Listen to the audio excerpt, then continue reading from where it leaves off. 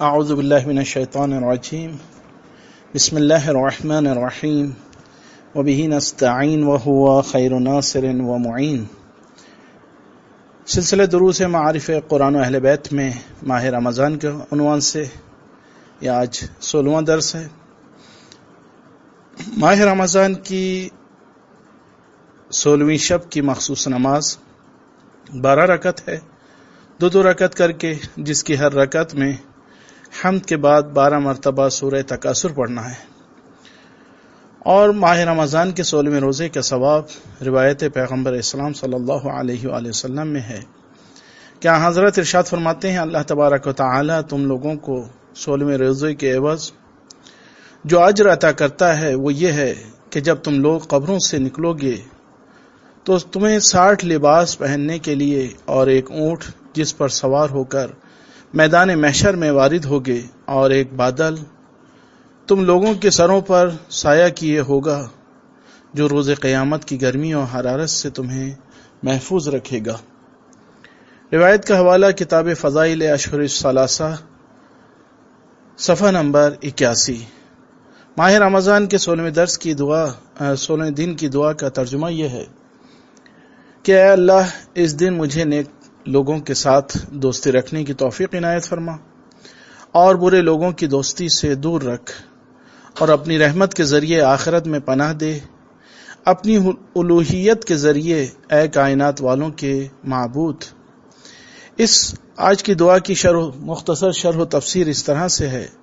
کہ اس دعا میں اللہ تبارک و تعالی سے 3 چیزیں طلب کی گئی ہیں۔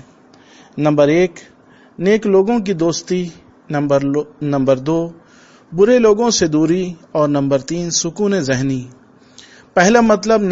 نیکی اور نیک لوگوں کی دوستی کے بارے میں ہے، جیسا کہ سورہ آل عمران کی آیت نمبر 198 میں ارشاد ہوا،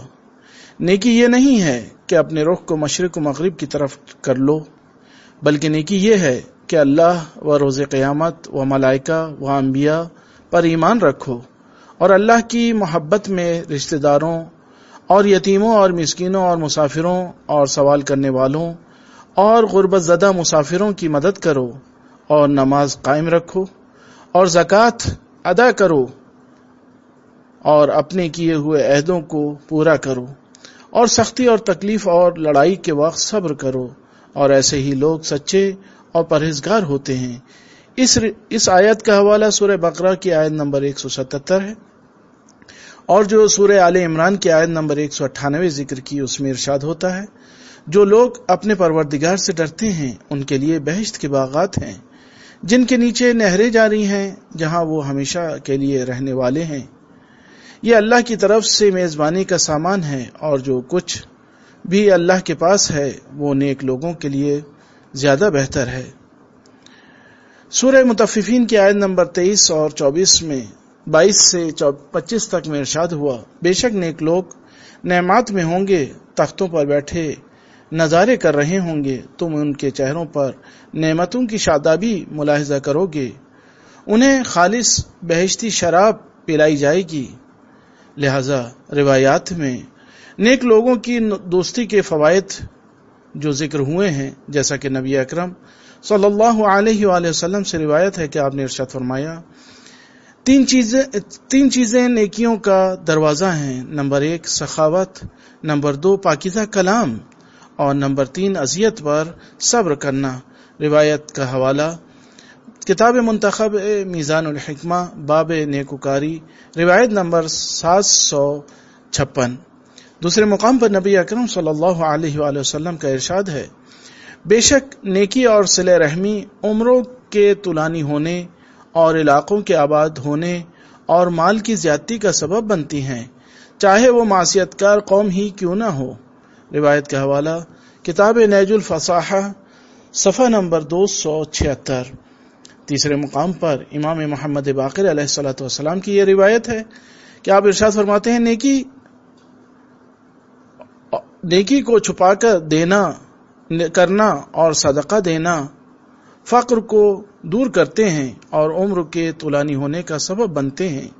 اور 70 قسم کی ناگہانی موت سے انسان کو بچاتے ہیں۔ روایت کا حوالہ بحار الانوار جلد نمبر 81 صفحہ نمبر 71۔ چوتھے مقام پر نبی اکرم صلی اللہ علیہ وآلہ وسلم کی یہ روایت ملتی ہے کہ آپ ارشاد فرماتے ہیں نیکوکار لوگوں کی 10 علامات ہیں۔ نمبر 1 اللہ کے لیے دوستی کرنا، نمبر 2 اللہ کے لیے بغض رکھنا، نمبر 3 اللہ کے لیے ملنا، نمبر 4 اللہ کے لیے جدا ہونا، نمبر 5 اللہ کے لیے غضبناک ہونا، نمبر 6 اللہ کے لیے راضی ہونا، نمبر 7 اللہ کے لیے عمل کرنا، نمبر 8 اللہ کے لیے طلب کرنا، اور نمبر 9 اللہ سے ڈرنا حیا کرتے ہوئے مراقب رہنا، اور نمبر 10 اللہ کے لیے نیک کام کرنا۔ روایت کا حوالہ کتاب منتخب میزان الحکمہ، روایت نمبر 759۔ دوسرا مطلب آج کی دعا میں برے افراد کے بارے میں ہے، جیسا کہ سورہ صاد کی آیت نمبر 62 میں ارشاد ہوا، اور جہنمی لوگ کہیں گے کہ ہمیں کیا ہو گیا ہے جو ہم ان لوگوں کو نہیں دیکھ رہے ہیں جنہیں ہم شریر لوگوں میں شمار کرتے تھے۔ لہذا روایات میں برے افراد کی خصوصیات جو ذکر ہوئیں، اس میں سے پہلی روایت نبی اکرم صلی اللہ علیہ وآلہ وسلم سے ہے کہ آپ ارشاد فرماتے ہیں بے شک اللہ کے نزدیک بدترین شخص وہ ظالم رہنما ہے جو خود بھی گمراہ ہوتا ہے اور دوسروں کو بھی گمراہ کرتا ہے۔ لہذا اچھی سنت مر جاتی ہے اور بری سنتیں بیدار اور زندہ ہو جاتی ہیں۔ روایت کا حوالہ کتاب الحیات صفحہ نمبر 126۔ دوسرے مقام پر نبی اکرم صلی اللہ علیہ وآلہ وسلم کی روایت ہے کہ آپ نے مولائے متقیان علی ابن ابی طالب علیہ الصلوۃ والسلام کو مخاطب کر کے ارشاد فرمایا، اے علی، لوگوں میں بدترین انسان وہ ہے جو آخرت کو دنیا کے بدلے فروخت کر دیتا ہے، اور اس سے بھی برا وہ ہے جو دوسروں کی دنیا کے لیے اپنی آخرت کو فروخت کر دیتا ہے۔ روایت کا حوالہ بحار الانوار جلد نمبر 86 صفحہ نمبر 74۔ تیسرے مقام پر مولائے متقیان علی ابن ابی طالب علیہ الصلوۃ والسلام کا یہ ارشاد ملتا ہے کہ بدترین انسان وہ ہے جو امانت داری نہ کرے اور خیانت سے اجتناب نہ کرے۔ روایت کا حوالہ کتاب درر الکلم صفحہ نمبر 46۔ چوتھے مقام پر امام محمد باقر علیہ الصلوۃ والسلام کی یہ روایت ہے کہ 3 باتیں ایسی ہیں جن میں کسی کے لیے بھی چھوٹ نہیں ہے امانت کے ادا کرنے میں،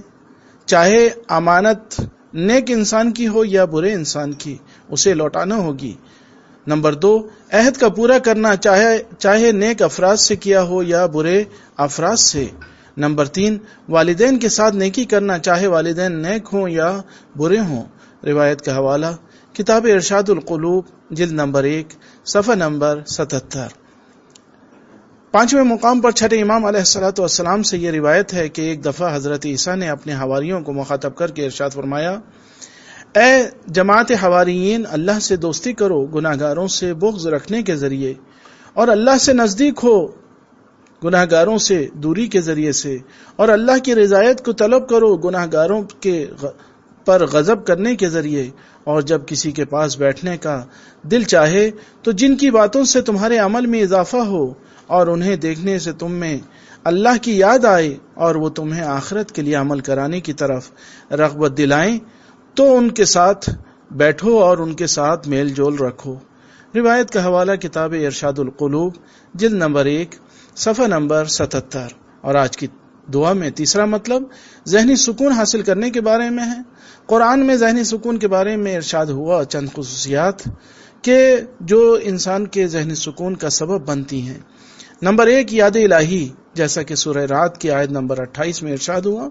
آگاہ رہو کہ اللہ کی یاد سے دلوں کو اطمینان حاصل ہوتا ہے۔ اور دوسرا سکون ذہنی کا سبب نماز و دعا ہے، جیسا کہ سورہ یونس کی آیت نمبر 67 میں ارشاد ہوا، اے نبی، بے شک تمہاری دعا ان کے لیے تسکین قلب کا باعث ہوگی اور اللہ سب کی سننے والا و جاننے والا ہے۔ اس آیت کا حوالہ سورہ توبہ آیت نمبر 103 ہے، اور سورہ یونس کی آیت نمبر 67 میں جو ذکر ہوا وہ یہ کہ رات کی تاریکی بھی انسانوں کے لیے سکون ذہنی کا سبب ہے، جیسا کہ ارشاد ہوا کہ وہ اللہ ہی ہے جس نے تم لوگوں کے لیے رات قرار دی تاکہ اس میں سکون حاصل کر سکو، اور دن کو روشنی کا ذریعہ بنایا، بے شک اس میں بھی سننے والی قوم کے لیے نشانیاں ہیں۔ اور چوتھی چیز جو انسانوں کی سکون کا سبب قرآن میں بتائی گئی، نیک زوجہ ہے، جیسا کہ سورہ روم کی آیت نمبر 21 میں ارشاد ہوا، اور یہ اللہ کی نشانیوں میں سے ہے کہ اس نے تمہاری ہی جنس سے تمہارے لیے تمہاری ازواج کو قرار دیا تاکہ تم ان سے سکون حاصل کرو، اور تمہارے درمیان محبت و رحمت قرار دی، بے شک ان چیزوں میں فکر کرنے والی قوم کے لیے نشانی ہے۔ مزید روایات میں سکون ذہنی کے جو اسباب ملتے ہیں اس کے بارے میں مولا متقیان علی ابن ابی طالب علیہ الصلوۃ والسلام کا ارشاد ہے کہ آپ ارشاد فرماتے ہیں، دانا لوگوں کا ساتھ رہا کرو اور حلیم و بردبار لوگوں کے ساتھ بیٹھا اٹھا کرو، اور دنیا سے دوری اختیار کرو تاکہ جنت میں سکون پاؤ۔ روایت کا حوالہ کتاب غرر الحکم، حدیث نمبر 9789۔ دوسرے مقام پر چھٹے امام سے یہ روایت ہے کہ آپ نے ارشاد فرمایا، عدالت شیرین تر ہے اس پانی سے جو پیاسے کو پلایا جائے۔ عدالت وسیع و آرام بخش ہوتی ہے چاہے کم ہی کیوں نہ ہو۔ روایت کا حوالہ اصول کافی جلد نمبر 2 صفحہ نمبر 164۔ تیسرے مقام پر امام جعفر صادق علیہ الصلوۃ والسلام کا یہ فرمان ہے کہ آپ ارشاد فرماتے ہیں، جسے بھی کہیں کوئی درد ہو تو اس مقام پر 7 مرتبہ سورہ حمد پڑھے، اگر آرام نہ ہو تو 70 مرتبہ پڑھے تو اسے آرام ملے گا۔ روایت کا حوالہ کتاب مکارم الاخلاق صفحہ نمبر 363۔ اور قرآن میں رحمت الہی کے اسباب جو ذکر ہوئے اس میں سے پہلا سبب رحمت الہی کا عذاب الہی کا خوف ہے کہ جو انسانوں کے لیے رحمت الہی کا سبب بنتا ہے، جیسا کہ سورہ یاسین کی آیت نمبر 45 میں ارشاد ہوا، اور جب ان سے کہا گیا کہ اس عذاب سے ڈرو جو تمہارے سامنے یا پیچھے سے آ سکتا ہے تاکہ تم لوگوں پر رحم کیا جائے۔ نمبر 2، جو رحمت الہی کا سبب بنتی ہیں برادران ایمانی کے درمیان صلح کرانا ہے، جیسا کہ سورہ حجرات کی آیت نمبر 10 میں ارشاد ہوا، بے شک مومنین آپس میں بھائی بھائی ہیں، لہٰذا اپنے بھائیوں کے درمیان صلح کراؤ اور اللہ سے ڈرتے رہو تاکہ تم لوگوں پر رحم کیا جا سکے۔ اور تیسری چیز جو رحمت الہی کا سبب بنتی ہے وہ قرآن کی پیروی کرنا ہے، جیسا کہ سورہ انعام کی آیت نمبر 155 میں ارشاد ہوا، اور یہ جو قرآن ہم نے نازل کیا یہ بڑی بابرکت کتاب ہے، لہٰذا اس کی پیروی کرو اور پرہیزگاری اختیار کرو تاکہ تم لوگوں پر رحم کیا جا سکے۔ وآخر دعوانا ان الحمد للہ رب العالمین۔